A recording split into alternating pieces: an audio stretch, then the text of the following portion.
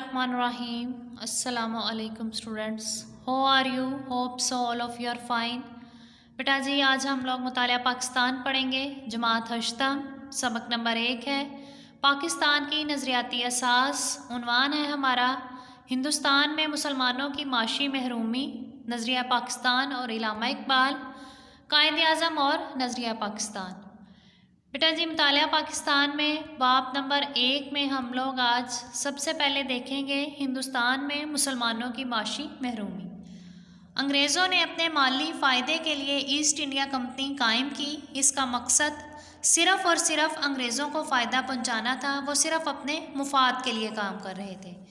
अंग्रेज़ों ने तिजारत को फ़रोग़ देने के लिए हिंदुस्तान के अवाम पर भारी टैक्स लगा दिए, जिसकी वजह से बरसगीर में हिंदुओं के साथ साथ मुसलमान भी मुतासिर हुए। 1857 की जंग आज़ादी के बाद हिंदुओं ने अंग्रेज़ों को मुसलमानों के इस कदर ख़िलाफ़ कर दिया कि हिंदुओं ने मुसलमानों को इनके तमाम तर ओहदों से हटा दिया और मुसलमान माशी तौर पर तबाह हो गए। अंग्रेज़ों ने हिंदुओं को तरक्कियाँ देना शुरू कर दी और इनको मामूली ओहदों से हटाकर आला ओहदों पर फाइज कर दिया गया। इसकी वजह से मुसलमानों को बहुत ज़्यादा नुकसान का सामना करना पड़ा।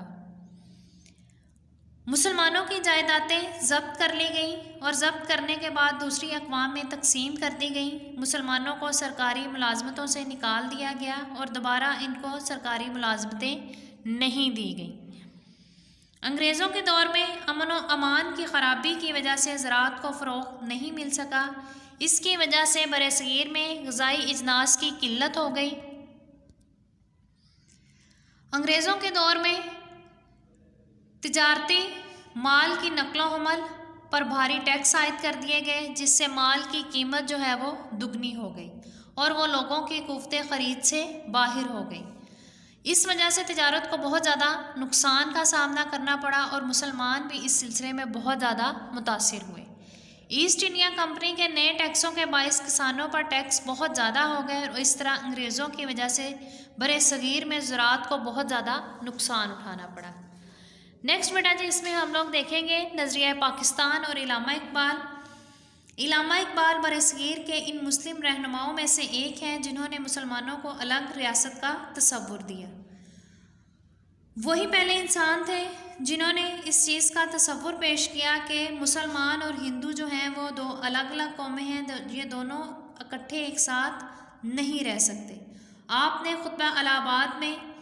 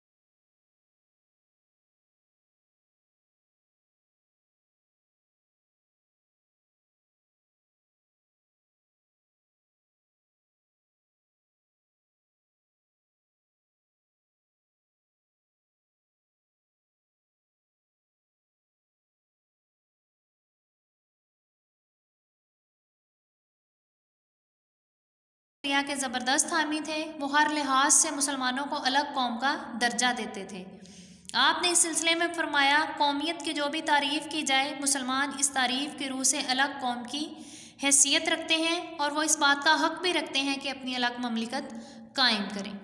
पहले पहल जब कायद आज़म ने सियासत में हिस्सा लेना शुरू किया था वो हिंदुओं और मुसलमानों की जो नुमाइंदा जमात कांग्रेस थी उसमें उन्होंने शमूलियत इख्तियार की और वो मुसलमान और हिंदुओं के इत्तेहाद के ज़बरदस्त हामी भी थे और उन्होंने इसके लिए बहुत ज़्यादा काम भी किया। लेकिन जब वक्त गुजरने के साथ साथ उन्हें इस चीज़ का एहसास हुआ कि जो कांग्रेस की जमात है वो सिर्फ़ और सिर्फ हिंदुओं के मफाद के लिए काम करती है, वो मुसलमानों के मफाद के लिए काम नहीं करते, तो उन्होंने इस जमात से जो है वो अलहदगी इख्तियार की और अपनी एक अलग जमात बनाने का फ़ैसला किया और बाद में मुस्लिम लीग जो है वो मुसलमानों की नुमाइंदा जमात बनकर सामने आई और इसकी सदारत जो है वो कायद आज़म ने अपने ज़िम्मे ली।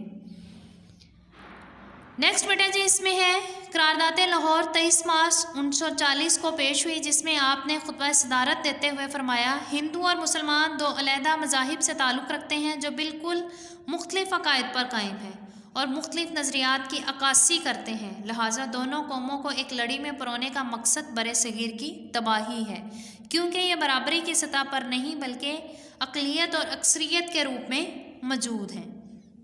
यानी उनका ये पॉइंट ऑफ व्यू था कि मुसलमान और हिंदू जो हैं दोनों हर लिहाज से मुख्तलिफ़ कौमें हैं। अगर हम लोग ये चाहें कि दोनों एक ही मुल्क में एक अपनी तालीमात को सामने रखते हुए आज़ादी के साथ अपनी ज़िंदगियों को गुजार लें तो ऐसा कभी भी मुमकिन नहीं है। नेक्स्ट बेटा जी इसमें है 19 दिसंबर 1940 को अहमदाबाद में ख़िताब करते हुए कायद आज़म ने फरमाया, पाकिस्तान सदियों से मौजूद रहा है, शुमाल मगरिब मुसलमानों का वतन रहा है, इन इलाक़ों में मुसलमानों की आज़ाद रियासतें कायम होनी चाहिए ताकि वो इस्लामी शरीयत के मुताबिक अपनी ज़िंदगियाँ बसर कर सकें। यानी मुसलमान सिर्फ़ और सिर्फ इस्लाम की बुनियाद पर अलग मुल्क चाहते थे ताकि वो इस्लामी तालीमात के मुताबिक आज़ादी के साथ अपनी ज़िंदगियों को अपने मुल्क में गुजार सकें। पाकिस्तान बनने के बाद आपने फरमाया, हमें पंजाबी, सिंधी, बलोची और पठान के झगड़ों से बालातर होकर सोचना चाहिए, हम सिर्फ़ और सिर्फ पाकिस्तानी हैं। यानी उन्होंने मुसलमानों को ये पैगाम दिया कि हम लोग अपनी ज़ुबान, अपने ज़ात पात के निज़ाम से बालातर होकर सोचेंगे। हम ये नहीं सोचेंगे कि हम पंजाब में अगर रहते हैं तो पंजाबी हैं, अगर सिंध में रहते हैं तो सिंधी हैं या सिंधी बोलते हैं हम लोग हमेशा जब भी सोचेंगे ये सोचेंगे कि हम लोग सिर्फ़ और सिर्फ पाकिस्तानी हैं और हमें अपने मुल्क की फलाह व बहबूद के लिए काम करना है। नेक्स्ट 11 अक्टूबर 1947 को हुकूमत पाकिस्तान के अफसरान से ख़िताब करते हुए कायद आज़म ने फरमाया, हमारा नस्मुल-ऐन ये है कि हम एक ऐसी ममलिकत तख्लीक करें जहाँ हम आज़ाद इंसानों की तरह रह सकें, जो हमारी तहज़ीब व तमदन की रोशनी में फले फूले और जहाँ इस्लाम के मुआशरती इंसाफ के उसूलों को उभारने का मौका मिले। यानी चूँकि हमारा मुल्क इस्लाम के नाम पर ही हासिल किया गया था तो उनका ये मकसद था कि इस्लामी तालीमात को मुल्क में फ़रोग़ दिया जाए और कोई भी कानून ऐसा नाफिज ना किया जाए मुल्क में जो कि इस्लामी तालीमात के मुनाफी हो या उनकी नफ़ी करता हो। 1 जुलाई 1948 को कायद आज़म ने स्टेट बैंक का इफ्तिताह करते हुए फरमाया, मगरिब का मुआशी निज़ाम इंसानियत के लिए नाकाबिल हल मसाइल पैदा कर रहा है और ये लोगों के दरमियान इंसाफ कायम करने में नाकाम रहा है। हमें दुनिया के सामने एक ऐसा मुआशी निज़ाम पेश करना है जो इस्लाम के सही तसव्वुर, मसावात और समाजी इंसाफ के असूलों पर मबनी हो। यानी उन्होंने इसमें यह बताया कि मगरिब के मुआशी निज़ाम ने तो हमें जो चीज़ इंट्रोड्यूस करवाई उसमें ये चीज़ थी कि लोगों को इंसाफ नहीं मिल रहा था माशरे में।